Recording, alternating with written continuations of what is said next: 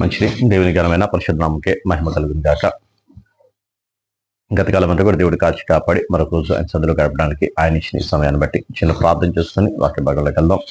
స్తోత్రం నాయన మహాపరిశుద్ధుడు అని జీవ మీకే వందనాలు, స్తోత్రాలు. మహోన్నత మహాగణుడ గొప్పవాడ, జీవం గల మా తండ్రి జీవాధిపతి సర్వశక్తిమంతుడా మీ స్తోత్రాలు ప్రభావ. వాక్యమే ఉన్న దేవుడు నాయన కొద్దిసేపు మీరు మాతో మాట్లాడండి, బలపరచండి, దీవించండి, ఆశించండి, సహాయం నడిపించి కృపతో వదిలి చేసి మీరు మహిమ పొందని మీ సన్నిధి మీ ప్రసన్నత మాకు తోడుగా ఉంచి సహాయం తెచ్చామని వాక్యం వినుచున్న చూస్తున్న ప్రతి బిడ్డను కూడా దీవించి ఆశించమని యేసునామములో నడుచున్నాం తండ్రి, ఆమేన్. మంచిది. దేవుని ఘనమైన పరిశుద్ధ నామముకే మహిమ కలుగును గాక. వాక్యం వినుచున్న చూస్తున్న అందరికీ కూడా ప్రభు యేసుక్రీస్తు నామములో వందనములు శుభములు తెలియజేస్తున్నాను. నిన్నటి దినాన మనం చూసాం కదా, దేవుడు సమూయేలుతో సౌలును అభిషేకించుకున్నాడు. సౌల్ని సమూయేలు అభిషేకించాడు.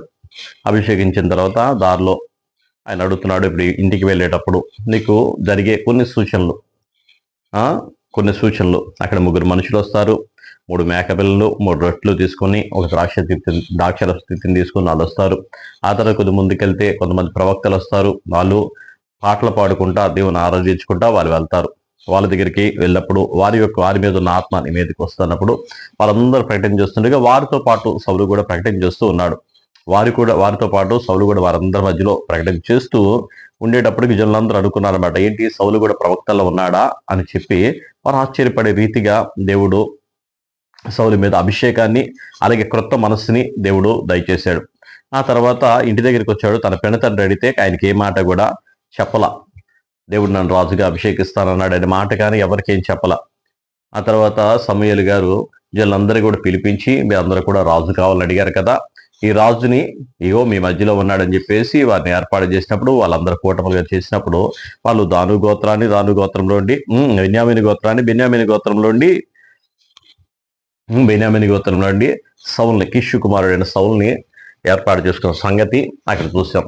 సౌలు అందరిలో కంటే ఎత్తైన భుజాల కంటే ఎత్తుగా ఉన్న మనిషి, అందరిలో కల్లా అందగాడు, సౌందర్యవంతుడు. అబ్బా, దేవుడు మాకు భలే రాజులు ఇచ్చాడే అని అనుకున్నారు అందరూ కూడా.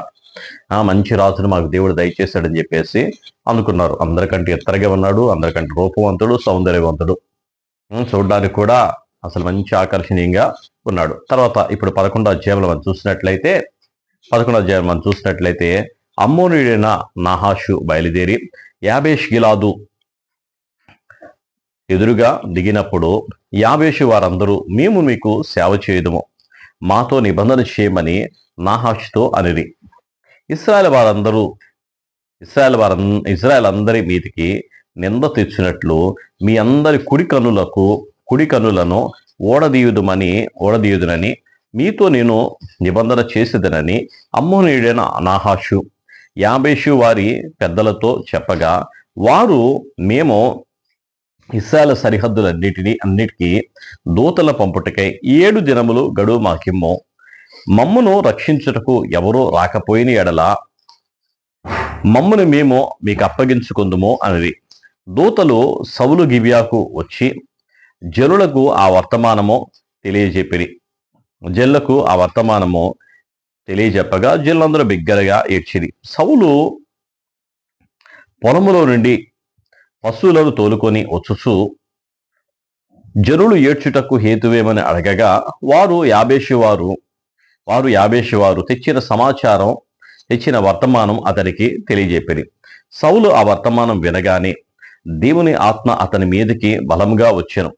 అతడు అత్యాగ్రహుడై ఒక కాడి ఎడ్లను తీసి తునకలుగా చేసి ఇశ్రాయేలు దేశంలోని నలుదిక్కులకు దూతల చేత వాటిని పంపి సౌలుతోనూ సమూయేలుతోనూ చేరకుండు వాడెవడో వాని ఎడ్లను నేను ఈ ప్రకారంగా చేయుదునని వర్తమానం చేసెను. అందువలన యెహోవా భయము జనులందరి మీదకి వచ్చెను గనుక ఒక్కడైనను నిలవకుండా వారందరూ వచ్చిరి. అతడు బెజేకులో వారిని లెక్క పెట్టగా ఇశ్రాయేలు వారు 3 లక్షల మందియు, యోదావారు 30,000 మంది అయిరి.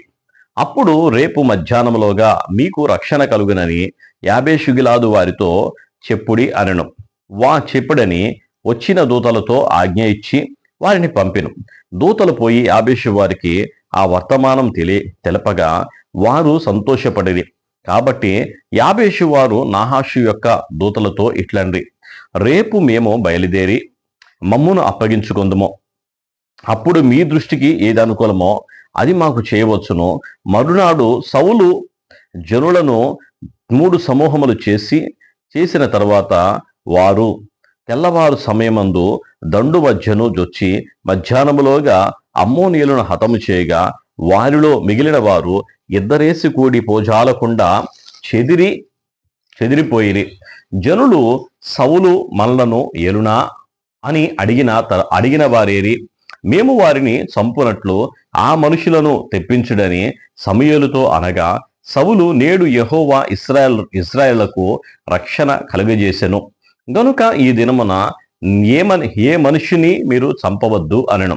మనము గిల్గాలునకు వెళ్ళి రాజ్య పరిపాలన పద్ధతి మరలా స్థాపించుకుందుము రండని చెప్పి సమూయేలు జనులను పిలవగా జనులందరూ గిల్గాలునకు వచ్చి గిల్గాల్లో యెహోవా సన్నిధిని సమాధాన బలులను అర్పించి యెహోవా సన్నిధిని సౌలునకు పట్టాభిషేకం చేసిరి. సౌలును ఇశ్రాయేలందరూ అక్కడ బహుగా సంతోషించిరి. హల్లెలూయా. చూడండి, ఆ ముందు అధ్యాయం మనం చూస్తే జనులందరి మధ్యలో సౌలుని దేవుడు రాజుగా నిలబెడుతున్నాడు అని చెప్పేసి అక్కడ చెప్పాడు. రాజుగా ఇంకా నిలబెట్టక ముందే సౌలు వెళ్ళి అక్కడ తన గొడ్లను తన పశువులు కాసుకుంటూనే ఉన్నాడు. ఇంకా రాజుగా ఆయనకి అభిషేకం వల్ల రాజుగా పట్టాభిషేకం అవ్వల. ఈలోపే యాబేషు గిలాది మీదకి నాహాషు అనే రాజు, అమ్మోను రాజు, లోతు యొక్క సంతానమైన అమ్మోను రాజు వచ్చి యాబేషు గిలాది వారితో యుద్ధం చేయడానికి వచ్చాడు. యుద్ధం చేయడానికి వచ్చినప్పుడు యాబేషు వారు అంటున్నారు కదా, అయ్యా మేము మీకు దాసులుగా ఉంటాము, మీరేం చెబితే అది మేము చేస్తాం, మీ కప్పమంటే కడతాం అని చెప్పేసి వాళ్ళు చెప్పారు.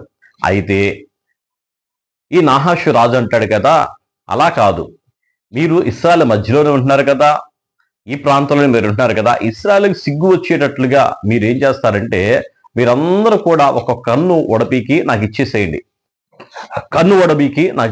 అని చెప్పి అన్నారు. అప్పుడు యాబేషు గిలాదు వారు అందరూ కూడా వెళ్ళి ఇశ్రాయేలుతో చెప్పారు. ఇశ్రాయేలు అందరితో చెప్పిన మాట ఏంటంటే, అయ్యా మీరు మాకు సహాయం చేయాలి, అదిగో నాహాషు రాజు అనే రాజు మా మీదకి వచ్చి మాతో యుద్ధం చేయడానికి వచ్చాడు అని చెప్పి వాళ్ళందరితో చెప్తే ఇశ్రాయేలు వాళ్ళు ఉన్న వాళ్ళందరూ కూడా ఏడుస్తున్నారు. యుద్ధానికి వస్తానని చెప్పట్లా, అందరూ కూడా ఏడుస్తున్నారు. అయ్యో ఆ యుద్ధానికి వెళ్తే మేము కూడా సత్తామేమో, ఆ యుద్ధానికి వెళ్తే మేము కూడా బలైపోతామేమో అనుకుంటున్నారేమో తెలియదు, కానీ వారందరూ ఏడుస్తూ ఉంటే ఆ సమాచారం గొడ్లు కాసుకొని వస్తున్న సౌలు దాకా వచ్చినప్పుడు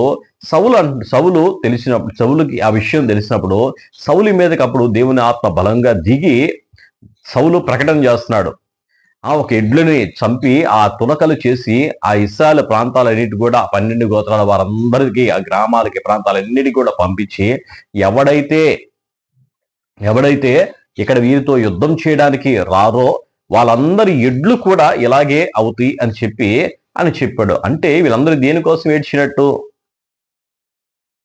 ఎడ్లు గొడ్లు కాసుకోవడానికి మా సమయం అంతా కూడా దీనికే వెచ్చించడానికి, దీంతోనే మా సమయం మాకు సరిపోదు, ఇప్పుడు యుద్ధం అంటే ఎలాగా అని చెప్పేసి తన గొడ్లు అదంటే తన సొంత పని తప్ప పక్కన వాడి పని కానీ పక్కన వాడి గురించి ఆలోచించే జ్ఞానం కానీ లేని విధంగా వారు ఉన్నారు.